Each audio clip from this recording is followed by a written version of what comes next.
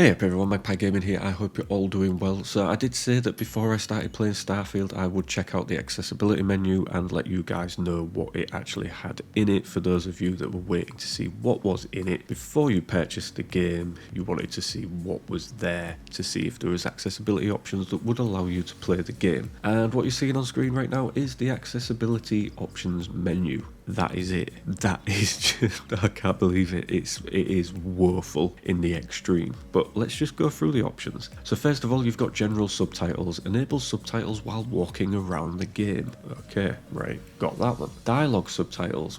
Enables subtitles during dialogue. Right, okay. Then you've got item rotation, hold and drag. Change hold and drag mouse to rotate items in menus to click and mouse move instead. Right. And you've got toggle iron sights. Enable the use of iron sights mode while aiming a weapon as a toggle instead of a hold. And then we've got large menu fonts. Use larger font size in menus where possible. Only adjustable from the main menu. So the one accessibility option that Todd Howard spoke about when we was having all the build up to the game, you can't even use in game. It's only for the menus. I mean, God's sake, Bethesda, come on. This is woeful in the extreme, I have to say. And I feel bad for people that were genuinely hoping for more with this. Let's put this into context. This game has been in development for 8 years. 8 years, and this is the best that they can give us. A reported budget of $200 million plus, and this is the best that they can give us. Bethesda, one of the largest, most accredited gaming studios out there.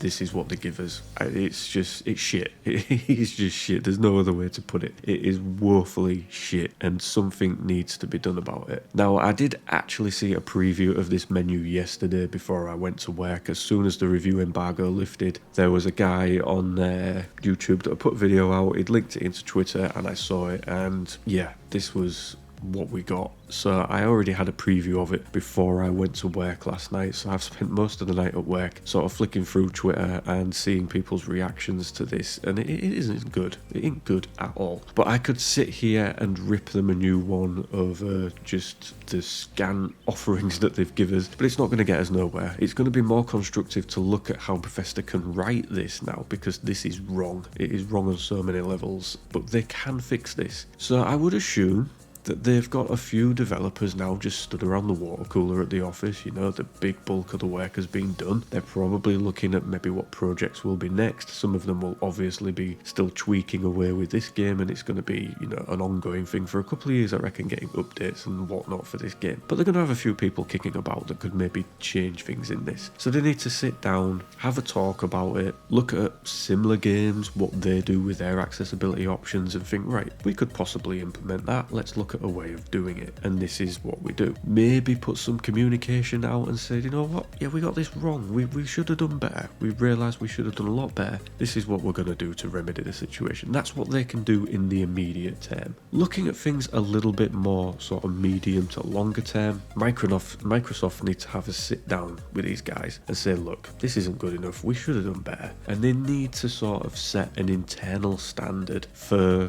all of their gaming studios and say, right, this is the blueprint that we want you to go off for accessibility options in our games when you put them out, and we would like you to implement as many as you can depending on the genre of game that you are working on. Now, I'm not stupid. I realise that they can't implement every sort of accessibility option into every game. Some are going to be specific for certain genres, etc., but they could do better than what they have here for Starfield, and they need to get some sort of, like I say, internal standard going. This is Microsoft, for God's sakes, you know. Now, I know that Bethesda are owned by Microsoft, obviously, but they are autonomous in what they do. They will be given a fairly large leash with which to play with when they do what they do, but ultimately they belong to Microsoft, and they need to set a standard for all of their studios to go by. Then what we need to have in the longer term, and it's one that's probably never going to happen because too many people just won't agree on certain things, but you need an industry standard for this to be put into gaming. I'm a massive advocate for gaming for good things. You know, it's great for learning, it's great to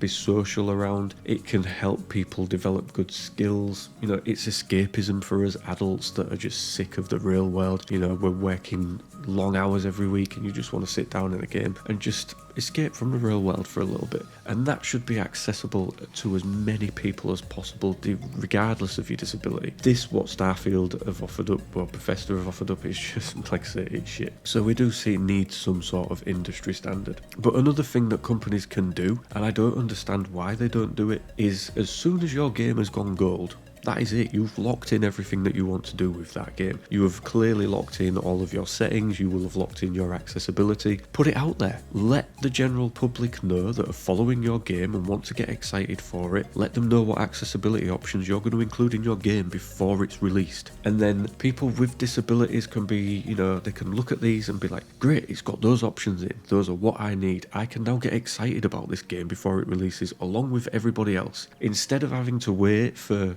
idiots like me to put videos out to let people know what is in your games. I shouldn't be doing this. This should have been done. This shouldn't even be news. So I shouldn't be doing this. But yeah, things need to change. This is a really poor showing from Bestheda, but there are things that they can do to fix it. No doubt modders may jump on this and start adding things in that will help people, which is great, but we shouldn't have to rely on them to do this. This should be baked in by the actual developers of the game from the start. So yeah. Anyway, let me know in the comment section down below what you think about this. I think it's, well, you know my thoughts already, I've made them very clear, but let me know what yours are, and hopefully maybe one of these very meagre options is going to be enough to allow you to play the game and you might get something out of it. But I dare say that the vast majority of people out there with disabilities are going to be feeling very let down today, and it's a big shame. It is a shame because the scores are in for the game. It's getting good scores across the board, minus IGN in America, but never mind about that. So yeah, it's a shame, but hopefully